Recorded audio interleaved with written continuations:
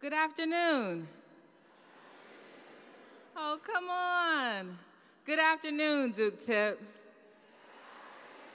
How are you today? I have to tell you, you look amazing. There are so many people who have planned for this moment, our 37th Grand Recognition Ceremony, just because we knew of you. I had the remarkable opportunity to meet some of you at our state recognition ceremonies. My name is Shawna Young, and I'm the Executive Director of Duke Talent Identification Program, Duke TIP. We are so ecstatic to be here with you today. It's not going to be that long, and I say that because this is a moment that happens only one time. Take it all in. Think about why you are here.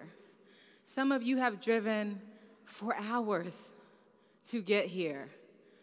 Your parents and guardians, friends and family, to give you this moment. Think about why you are here. I'll tell you a little bit about my personal story. I also took the SAT in 7th grade under Duke TIP. Introduce you to our amazing speaker, Dr. Phail Wynn, our wonderful distinguished alumni. And of course, what you're waiting for is the award that you so rightly deserve. So today is your day, your accomplishment. Only you will experience it. It doesn't happen every day. Why am I saying that? I'm from Fayetteville, North Carolina. It's a military town right here in this state. I love being from there, but I also know being from there, a moment like this is so unique. I remember being told my entire life, pretty much, you ask a lot of questions. I'm sure many of you have heard that before. I didn't realize how different it was until my extended family started saying, "And why do you ask so many questions?" I had to accept that it was part of who I am as a person. That's how it's supposed to be. I am unique, I'm different, and that's how it's supposed to be. I hope that after you experience this moment, our grand recognition ceremony, the 37th, that you leave here more inspired, shoulders a little further back, more confident in who you are, not just because you got an award based on your test scores, but because we just have a small expectation of you. Change the world. Starting today. Just a little pressure.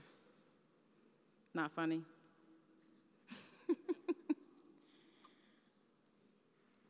You can absolutely do it. When I think back on my own trajectory, again, taking that SAT, driving up to that high school in Fayetteville, North Carolina, both parents in the car, nervous, anxious, unsure, going in the classroom with these big kids who probably, I felt, knew more than me. I didn't study. What was I supposed to study?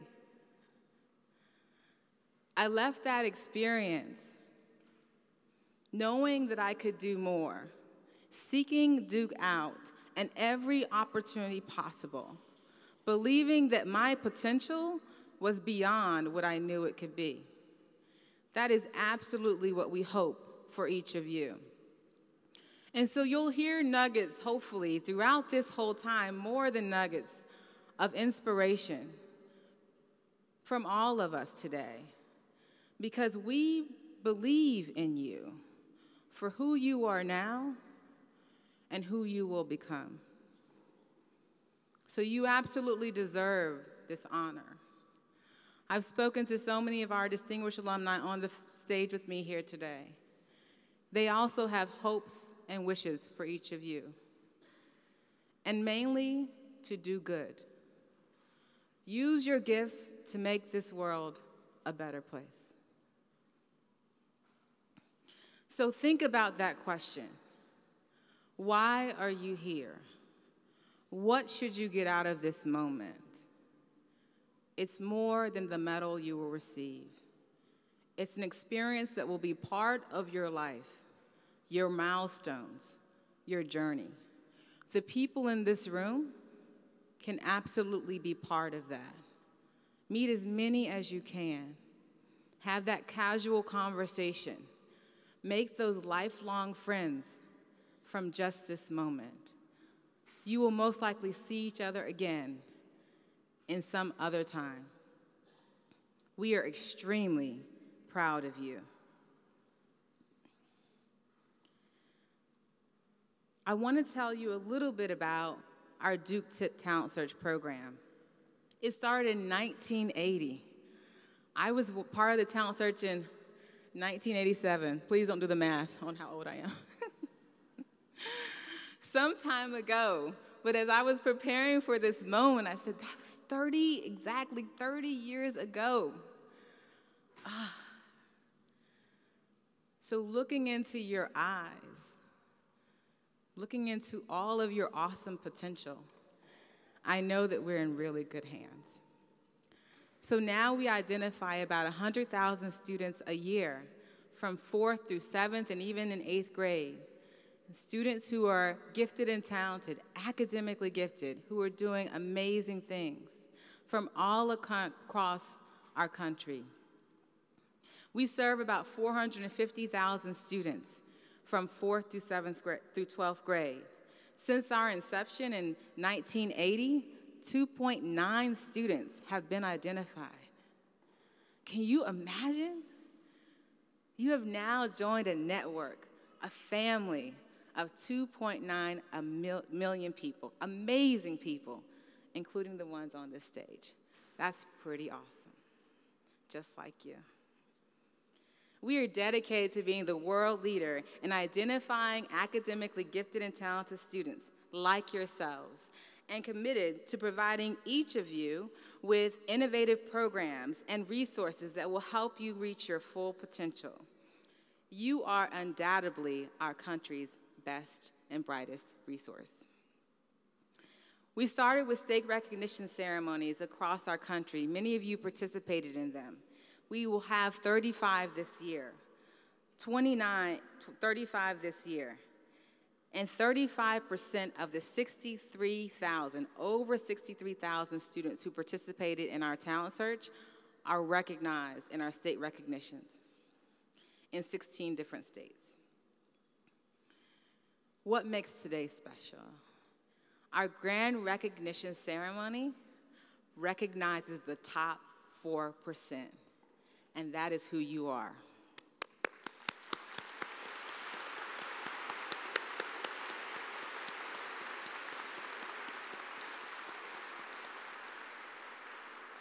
Such a tremendous accomplishment, held here in Cameron Indoor Stadium, the Stadium of Champions. This amazing accomplishment is exceptional, and you should be extremely proud of it. Let's talk a little bit about who's in the room. I love to do roll calls, but I'll hold back this time. But I do want to call out a few different things about you as a group. We have 523 students on this floor. Aren't they amazing?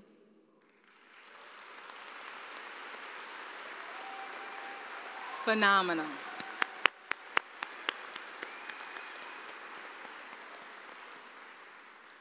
$2,000 family members. Okay, you all stand up and clap to them because some of them drove 20 hours, I heard. So stand up and clap for your family members.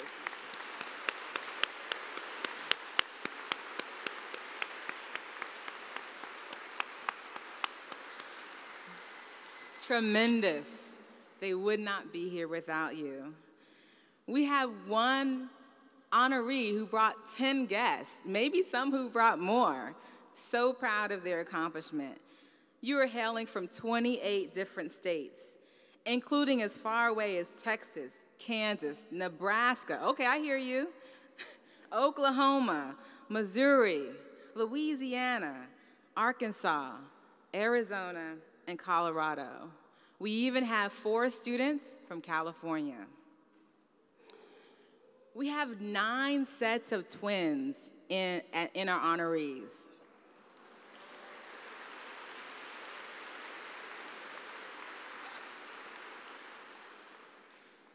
So we know that you have the academic abilities. There's so much more you have accomplished. So as I name these different things, let's cheer it on. Math counts and spelling bee winners. That's some of you, right? Accomplished instrumentalists, those who play instruments. Science fair winners. Brilliant vocalists. Community Service Award honorees. Essay contest winners. Top-ranked dancers. Champion athletes. Exceptional speakers. Eagle Scouts and Gold Girl Scouts, all with us here today. You should be so proud of yourselves.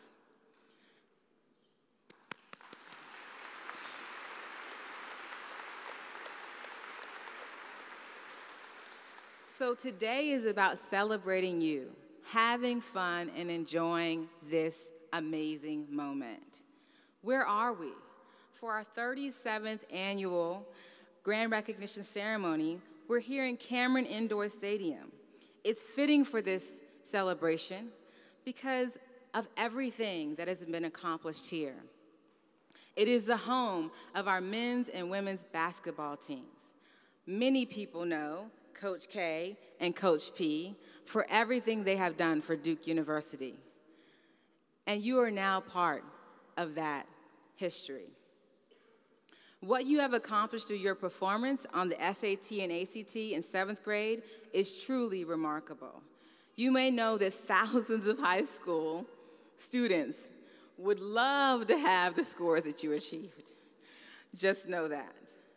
We have to recognize your parents, family, and friends, your supporters. As I said, you wouldn't be here without them. This accomplishment is also yours. Without your support, their accomplishments would not be possible, and their fullness of their intellectual abilities would not be realized. And I pause a moment with that because when I think about what drives us, what drives the people of Duke Tip, our staff, our team, we don't want any child's ability to go untapped. When I started my talk by saying we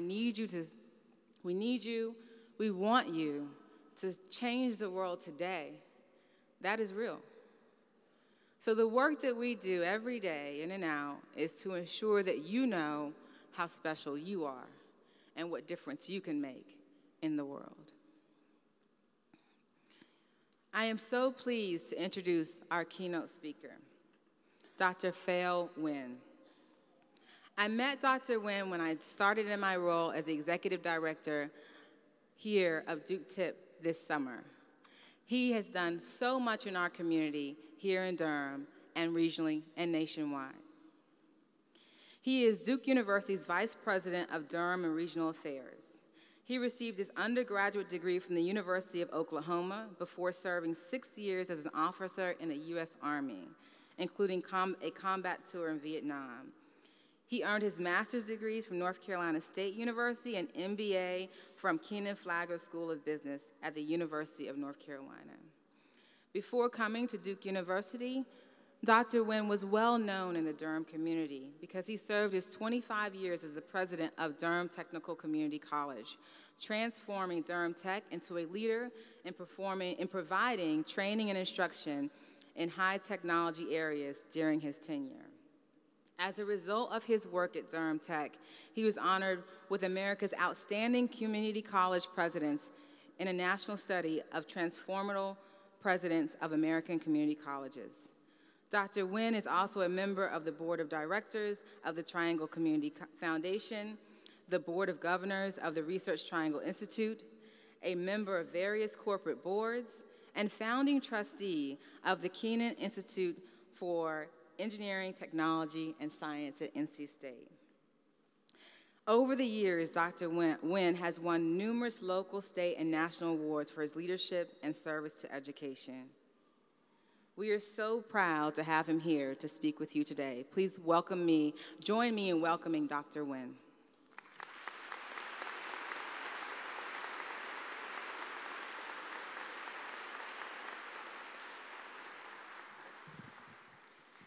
Well, good afternoon, everyone, and welcome to Duke University and Cameron Indoor Stadium. So, do we have any Blue Devil fans in the house? Well, not as many as I hoped, but that's good nevertheless. So, all right.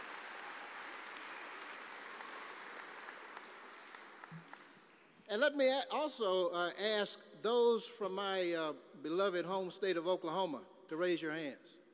I know there are some. All you Sooners, raise your hands. Well, there are a few. Well, thank you.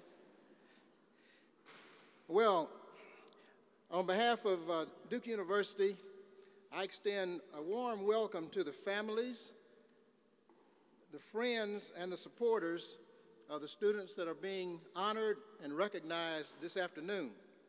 And in the words of author David Halberstam, this afternoon we honor the best and the brightest.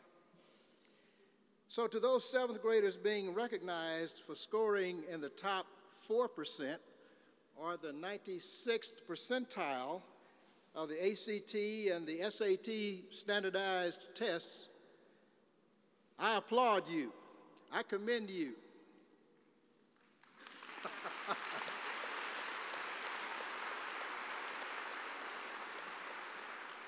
I also salute you. And to the 2017 distinguished alumni that are being honored this afternoon, I also applaud and commend you.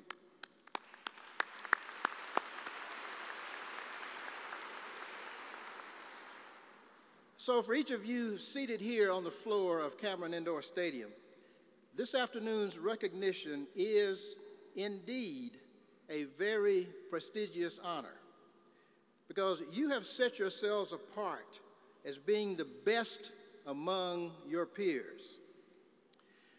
However, in being one of the best and brightest, much will be expected of you. But in truth, you should expect even more from yourself and yourselves. For the purpose of my remarks, I want you to think of yourselves as investors. And think of yourselves as investors that are blessed with a substantial financial endowment, a large pool of money.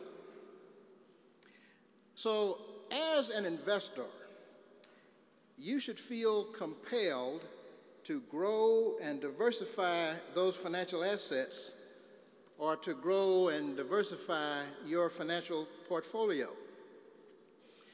In reality, you have been blessed with a substantial endowment of intellectual capital, or I would say you've been blessed with major brain power. And you should feel compelled to grow, develop, expand, and diversify your ability and your skills. In other words, you should feel compelled to invest in your talents and broaden your portfolio of skills. You are now at a critical point in your young lives, a point at which you have vast opportunities to explore and fully develop your talents and your interests. So, will you be a financial investor like Warren Buffett, one who actively invests and grows his or her assets to great wealth? Or will you be just a saver like my Uncle George? Now let me tell you the difference between Warren Buffett and my Uncle George. Warren Buffett, of course, is probably the richest man in America worth more than $50 billion through a career of very wise and prudent investments in equities, bonds, private wealth. My Uncle George, rest his soul, passed away about 4 years ago. I was executor of his will. I discovered that in 8 different accounts at savings and loans institutions, he had saved throughout his lifetime almost $2 million. Now, even though that amount of money was enough, for his widow to live comfortably for the rest of his life, I always think about the lost opportunities in not actively investing that money over the years, where it would have been worth much more than the amount, than the final amount after he just sat there passively in savings accounts, earning very small amounts of interest. So will you be a talent investor like Sherlock Holmes, or one who squanders talent like Sherlock's brother, Mycroft Holmes? Now, how many of you are familiar with Arthur Conan Doyle's fictional detective, Sherlock Holmes? All right? Well, you probably know that Sherlock possessed great deductive powers and analytical skills. However, his lazy brother, Mycroft, actually possessed greater innate deductive powers and analytical skills. But if you remember, whereas Sherlock actively pursued and developed his talents, Mycroft, who was lazy, wasted his time drinking, eating, and sitting at the gentleman's club. So, will you be a talent investor like Sherlock Holmes, or one who squanders talent like Mycroft Holmes? So will you be a skills investor like LeBron James and Steph Curry, or an underachiever like Carmelo Anthony? Now, there may be some Carmelo fans here, but we all know that Carmelo Anthony possessed great talent and skills, just as LeBron James and Steph Curry did.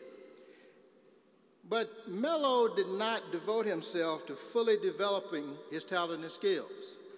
However, we all know that LeBron James and Steph Curry did devote themselves to fully developing those talents and skills that they were blessed with.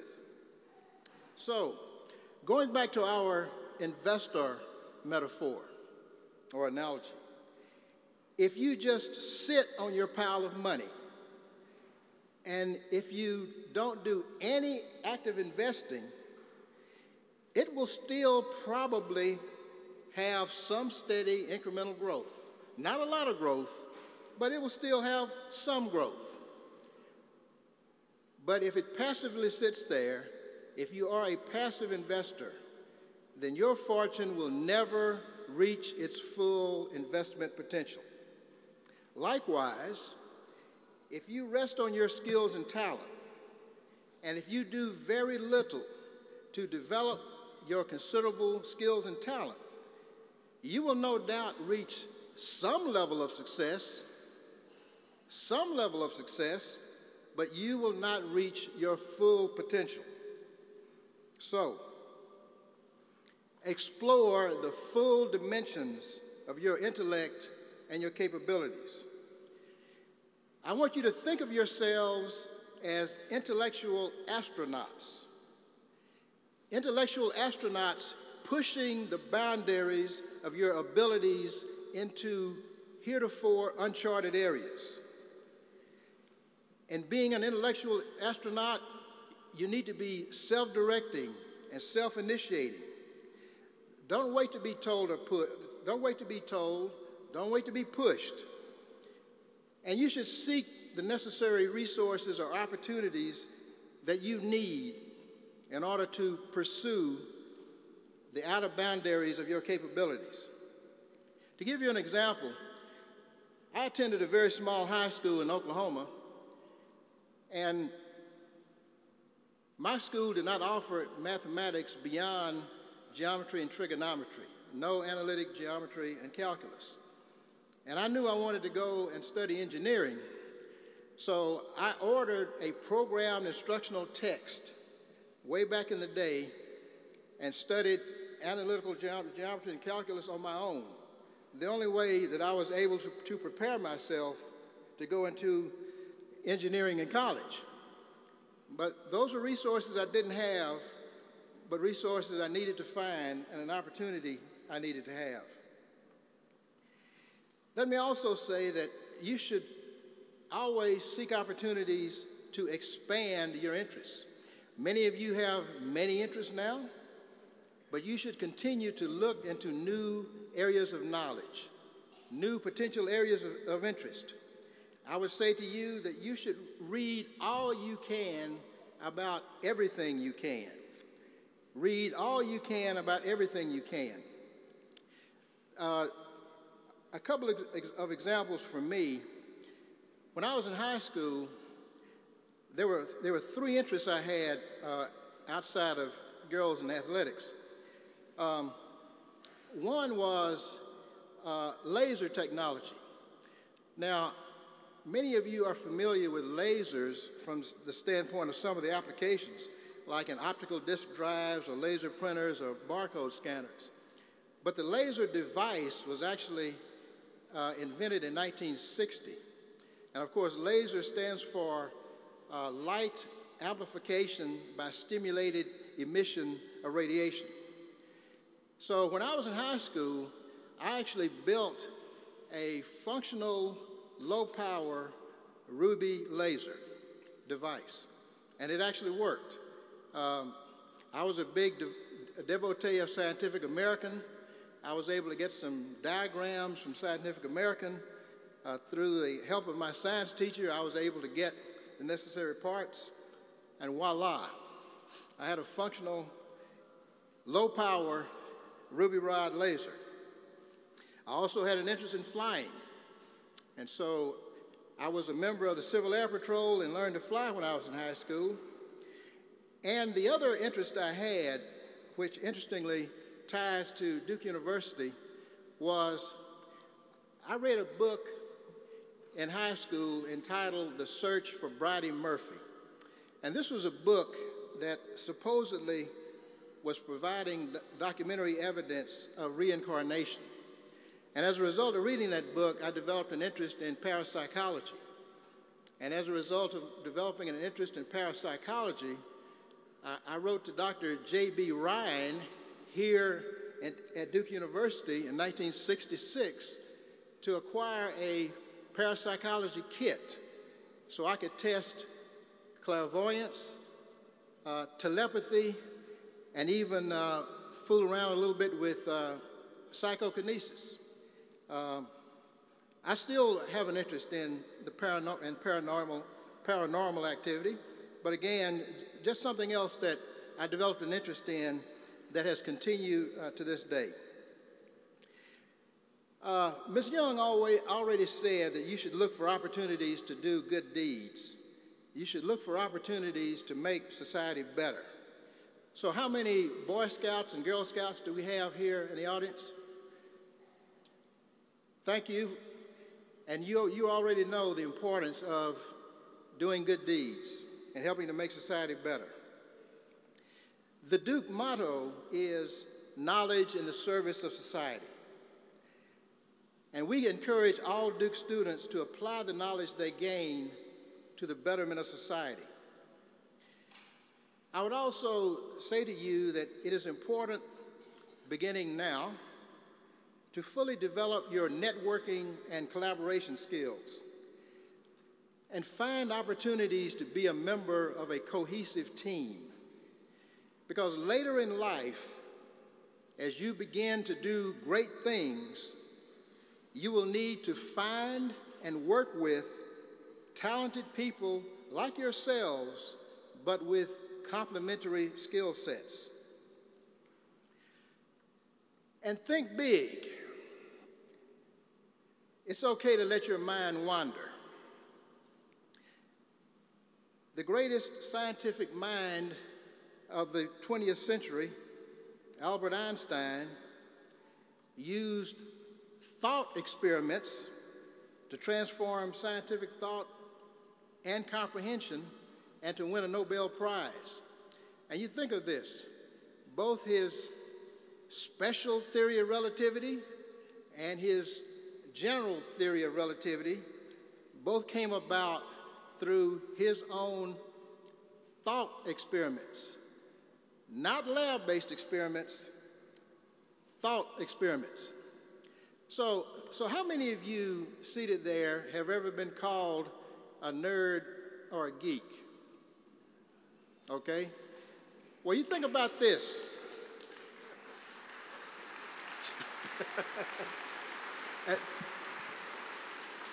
And thank you for admitting that. Albert Einstein, probably the all-time greatest nerd and geek of the 20th century, and again, a Nobel Prize winner, had a brain that was so profoundly proficient and expansive that even today it's still studied. When he died, he donated his brain to science. Many samples and slides were taken. His brain waves were measured. I would say that if you fall in the category of a major brain like Albert Einstein, one who is on the cusp of transformative discoveries in science, math, and other disciplines, it's okay to be called a nerd or a geek. As a matter of fact, call me a nerd or a geek. So, just a couple things more I'll say about me, because I found myself in a similar situation as many of you are now, because if you are focused on pursuit of knowledge and learning and excellence and reaching your full potential, sometimes it can be lonely. It can be a real conflict between some of the social engagement that you desire to be involved in and this innate desire to pursue more knowledge, to expand your horizons, to be all you can be, and to do great things. Now for me, I just let my interest sort of lead the way into what I wanted to study. So when I went to college, I studied both engineering and psychology as an undergraduate. And in graduate school, I studied psychology, higher education, and business, which led me to 3 different graduate degrees. For a career, I've gone in different directions. I began as an Army officer and led a unit in combat in Vietnam. I spent 28 years as president of a community college, and now I've spent 10 years as president of Duke University. I say all that to say this: in spite of what I've done, I still regret that I did not do more to reach my full potential. I regret that I did not do more to reach my full potential. So, one final thought here before I then leave you with a few words of advice.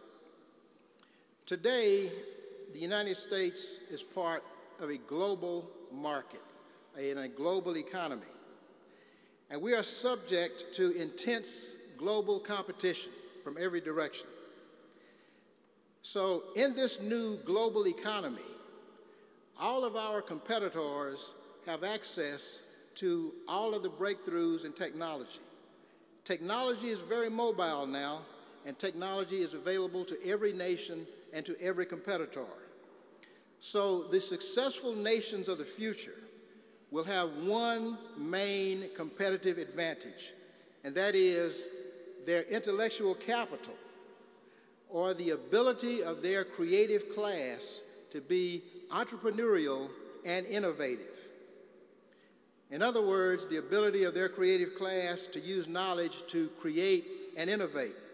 So, you, those of you seated in front of me now, you are the members of our emerging creative class. Therefore, our nation's future competitive advantage will be found in you. And our future success as a nation will rest with you. Will rest with you, your talents, your abilities, your education, your ability to work with others, your achievement, your excellence. Our future rests with you.